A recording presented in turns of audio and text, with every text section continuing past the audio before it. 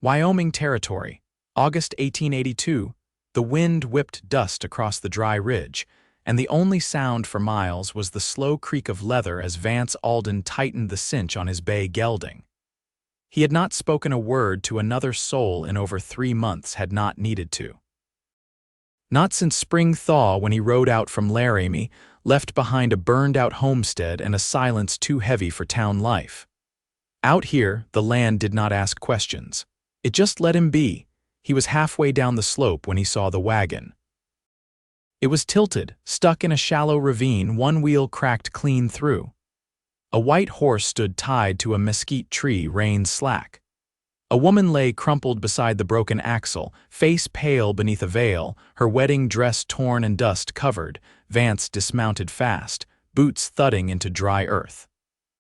The woman was breathing, but her skin was clammy. Hands trembling, he pulled off his gloves and pressed 2 fingers to her neck. Her pulse was there, thin but steady. "Ma'am," his voice cracked from disuse. "Can you hear me?" The woman stirred, lashes fluttering. Her lips moved. He leaned in.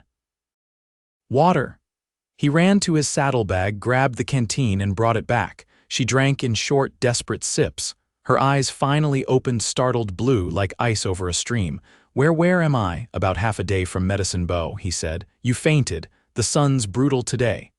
I was headed there. I was supposed to get married." She tried to sit up, winced, and pressed a hand to her ribs. "No sudden moves," he said. "You took a fall." Her eyes filled with something like panic. "I cannot be late. He will think I ran." Vance crouched beside her.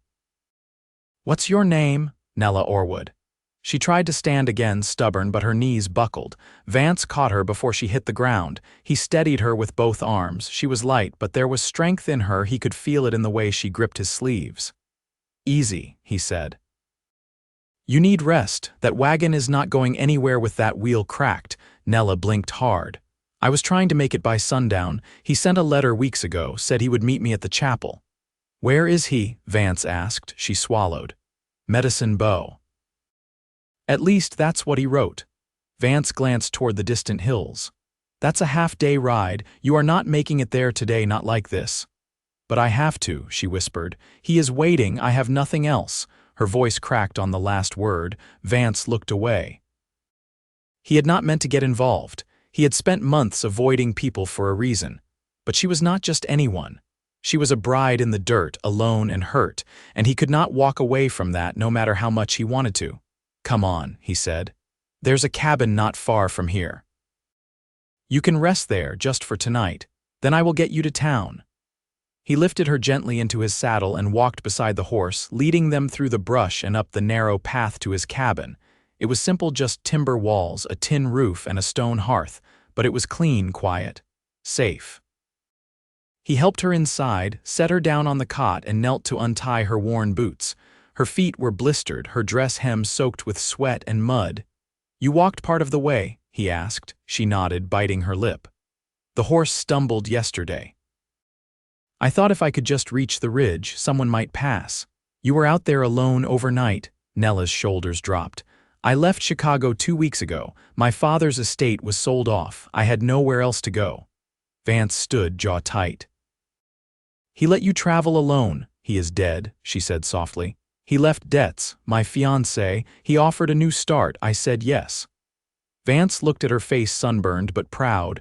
Her hands trembled in her lap. She did not cry, just stared at the fire, silent. "I will fix that wheel in the morning," he said. "What if he is not there?" she asked. "What if he changed his mind?" Vance was quiet a beat too long. "Then we will figure it out," he said. She looked up at him then, really looked, and something shifted in her eyes. Not trust, not yet, but less fear. That night she slept curled on the cot while Vance sat by the fire, turning a tin cup in his hands. He watched the flames, not moving much, not thinking much, but every now and then his gaze drifted to the woman breathing slow and steady under the quilt. And for the first time in months, he did not feel alone. The next morning he hitched the cracked wagon to his own horse and managed to get the wheel patched enough for a slow ride. Nella walked beside him for a while, until her limp got worse. Then he lifted her into the seat, careful not to jostle her too much. "You sure you want to do this?" he asked, eyes on the road. She nodded. "I have to know." The sun was high when they reached Medicine Bow. It was a small town, just a rail stop, a few shops, and a chapel. Vance helped her down and waited while she walked to the chapel steps. She stood there for a long time, then she turned. "He is not here," she said. Vance stepped forward. "You sure?" She held out a folded envelope. "He sent this 3 weeks ago. It said August 12th. "That is today. You want to wait?" She shook her head.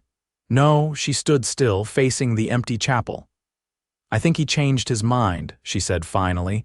Vance felt something twist in his chest. She looked at him, and the hurt in her face was quiet but deep.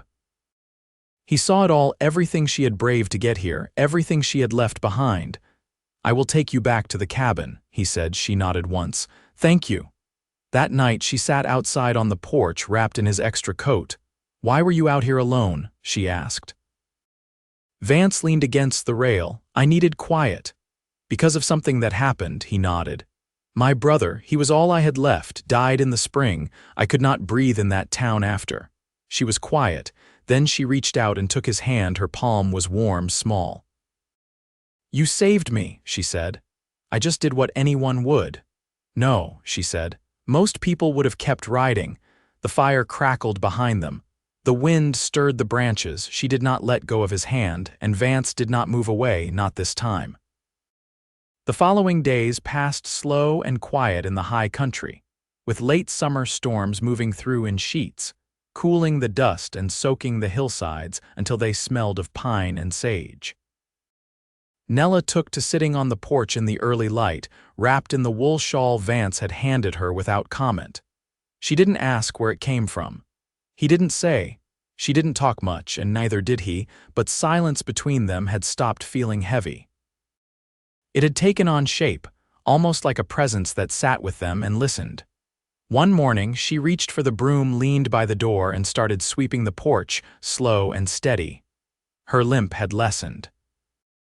Vance watched from the corral where he was checking the gelding's hooves for stone bruising. "You don't have to do that," he said, brushing dirt from his palms.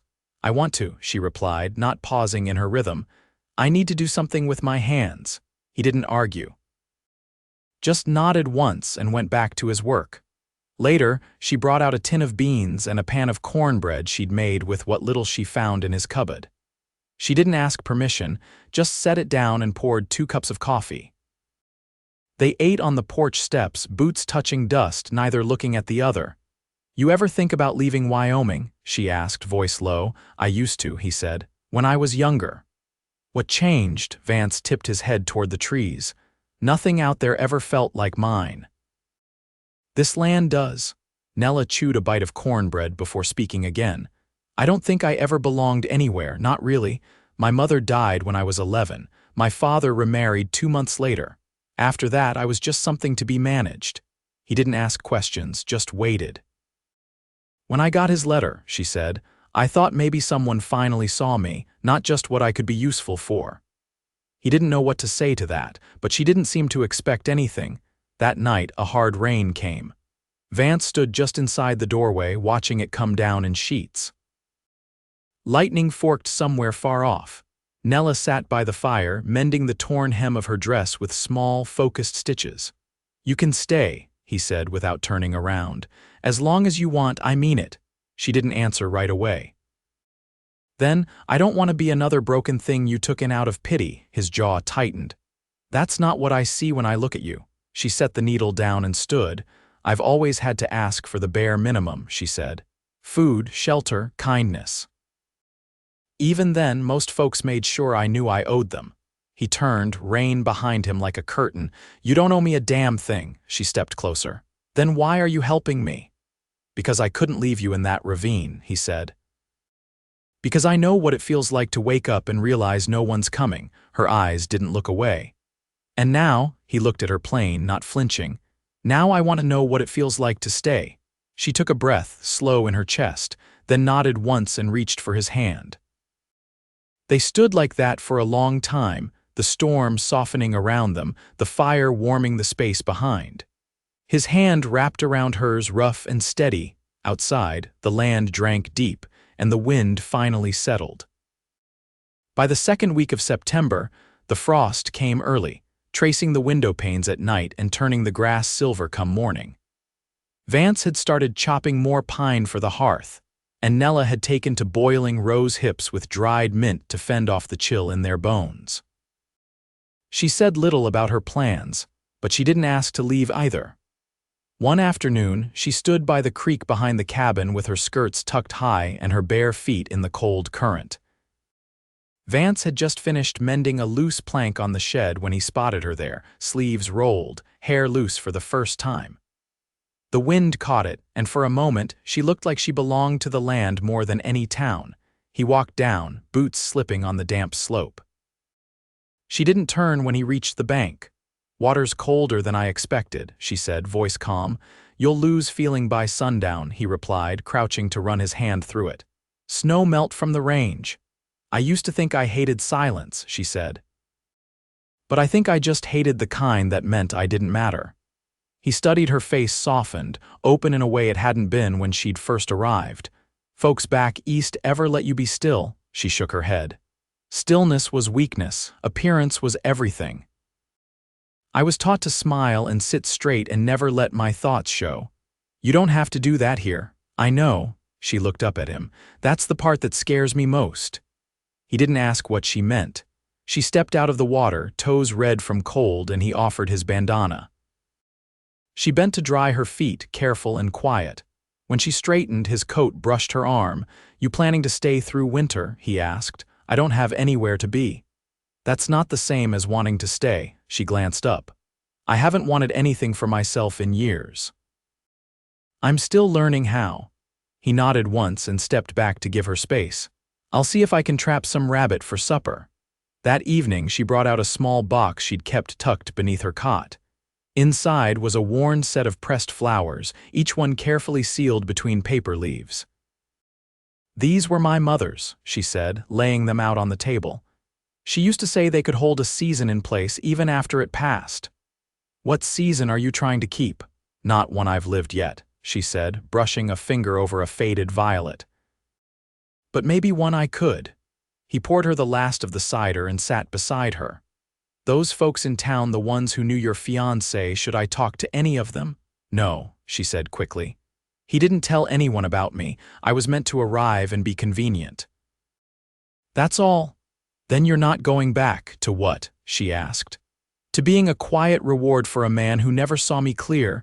Her voice didn't rise, but her eyes lit with something steady.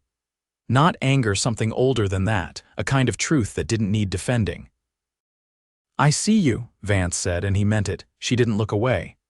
"I know." That night, he set the lantern low and she stood beside him at the hearth, fingers brushing his as she passed him a soup ladle. The air between them had shifted, still quiet but fuller. Like something had settled into place without needing to be named. After they cleaned the dishes, she lingered near the fire, hand resting on the back of his chair. "Would it be all right?" she asked. "If I stayed through the first snow?" He set down his tin cup. "You can stay as long as you want." "I think," she said, "I'd like to learn how to belong somewhere." Her voice wavered just once. He turned, met her eyes. "We can figure that out together." She nodded and stepped closer, not needing more words. And when he reached for her hand, she tangled her fingers with his like she'd been waiting for it all her life. The first snow came before the leaves had fully dropped, laying a fine dust over the porch rails and pooling in the creases of the cabin roof. Vance stepped out early, wrapped in his duster, and stood watching the flakes fall through the stillness. The air held a hush that made every sound, wood groaning, a distant jay squawking, feel like it belonged to another world. Inside, Nella was bent over a length of calico, cutting it careful with his old hunting knife, the only sharp edge in the cabin fine enough for sewing since her scissors had rusted in transit. A bolt of cloth she'd bartered from a passing peddler rested on the table, pale blue with small ivory flowers. She'd said nothing about what she planned to make. "You've got steady hands," Vance said, stepping back in and brushing snow from his shoulders. "I used to spill ink just lifting a pen," she replied. "But cloth listens better than paper." He nodded, not asking more. She'd been quiet that week, not withdrawn, just inward. Like she was sorting through something not yet ready for daylight. That afternoon, he strung new line across the cabin wall for drying herbs. She had gathered yarrow and wild chamomile the week before, their stems now brittle in a basket by the hearth. "What will you use them for?" he asked. "Winter tea." "And poultices if either of us takes a spill." "You planning for both of us now?" She looked up from her sewing. "Should I not?" Vance met her gaze. "I'd be glad if you did." She nodded once, then went back to her stitches. Later, while he was oiling the saddle leather, she stepped outside with the finished garment folded in her arms. It was a simple shirt, wide at the shoulders, the stitching neat and square. "I didn't know your size, so I guessed," she said. "You can tell me if it fits wrong." He took it, thumbing the seams. "No one's made me anything since my mother patched my pants with feed sack cloth." Nella crossed her arms just below her ribs. "I needed to make something that wasn't just for surviving. Something that might last." When he didn't speak, she shifted her weight. "If it's too much, it's not." He folded the shirt and held it like it mattered. "I'll wear it tomorrow." That night, he stoked the fire higher than usual. The cold had crept in fast, and the wind pressed against the shutters like it had a mind of its own. Nella settled in the chair closest to the hearth, her knees drawn up beneath the quilt that had belonged to Vance's brother. She hadn't asked for it. He just draped it over her shoulders the night before. "You ever think about going back east?" he asked. She didn't answer right away. "Sometimes I dream of it, the sound of streetcar bells, the feel of polished floors under silk shoes, but in the dream I'm always behind glass. Like I'm watching someone else's life." "You're not behind glass here." "No," she said. "Here I breathe the same air as the trees." He poured her a cup of warmed cider, then sat across from her, his legs stretched out, boots resting near the edge of the rug. "I've been thinking," he said slowly, "about building on the west side of the cabin, another room, something with morning light." She looked at him over the rim of her cup. "Why?" "So you have a place for that cloth of yours. And somewhere to keep your herbs come spring." Her hands stilled around the tin mug. "I wouldn't ask for much," she said, voice quiet. "I'm not offering out of charity." "I didn't think you were." Vance leaned forward, elbows on his knees.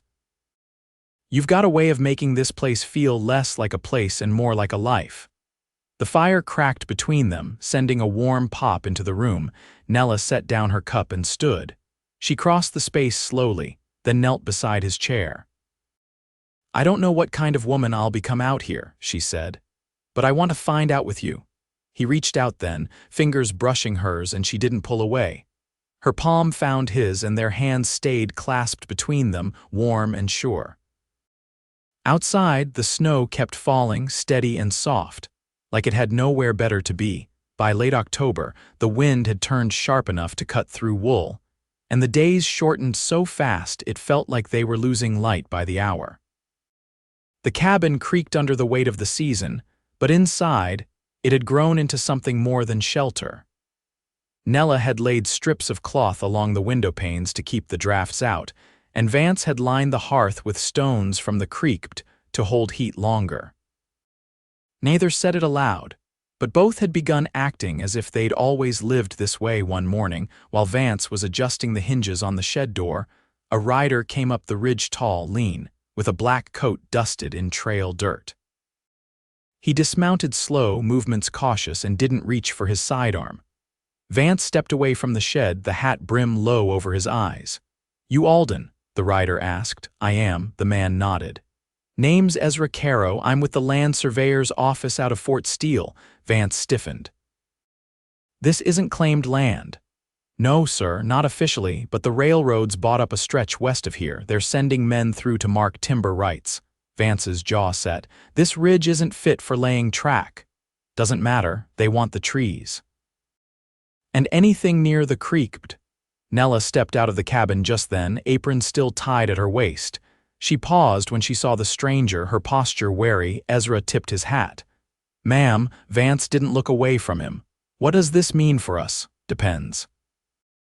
You stay quiet, they might pass you by, or they might come through with papers and expect you to move. We've been here months. I'm just the mouthpiece. You want to keep it, get a claim filed before frost settles in. After the man rode off, Vance stood silent, watching the line his horse had cut through the snow-dusted brush. Nella came to his side, arms crossed tight against the cold. "What do we have to do?" she asked. "We'll need to ride to the land office in Laramie before the snow gets too deep. I've got the deed to my brother's plot in the saddlebags. If I can prove we've improved the land, they might let us fold this ridge into it." "Will they ask about me?" "They might." She was quiet a moment. "Then I'll ride with you. If they need to hear it, I'll tell them I live here." He turned to her. "Are you sure?" "I've never been more sure of anything." They left the next morning, bundled tight and carrying only what they needed. The ride was long, with patches of ice under the trees and the wind so cold it burned their faces. They spoke little, but each time he glanced over at her, she was still there in the saddle beside him, steady and unflinching. At the land office, they waited in a long room that smelled of damp wool and ink. When their turn came, Vance laid out the map of his brother's registered land, then pointed to the ridge where the cabin stood.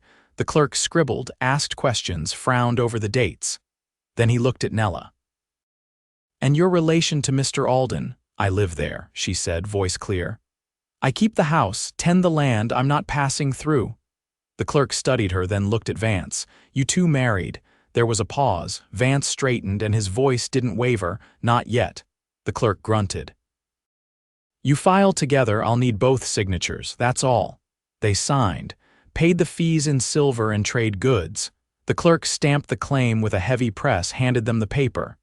"You're legal for now, keep proof of residence. If the company contests it, you might need to come back." They rode home under a wide sky the color of pewter. Neither said much on the trail, but when they reached the cabin and dismounted, Nella turned to Vance and took his hand. "You meant that," she said. "At the office." "I did." She stepped closer. "Then let's not wait." Vance searched her face, his thumb brushing the inside of her wrist. "You want to marry me? I want to build a life with you," she said.